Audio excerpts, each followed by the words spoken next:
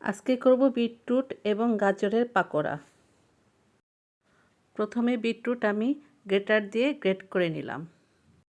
এরপর গাজর আমি পরিষ্কার করে গ্রেটার দিয়ে গ্রেট করে নিলাম।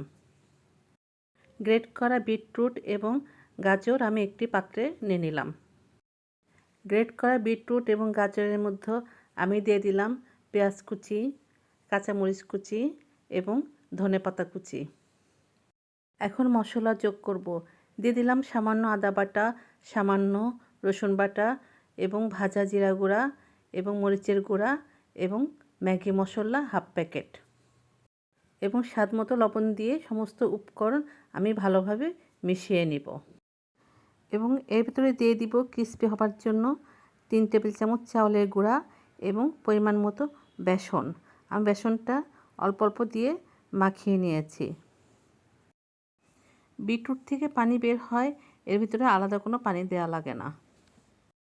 প্যানে আমি তেল বসিয়ে দিয়েছি। তেল গরম হয়ে গেলে আমি পাকোড়ার আকার করে গরম তেলে মিডিয়াম আঁচে মচমচে করে ভেজে নেব।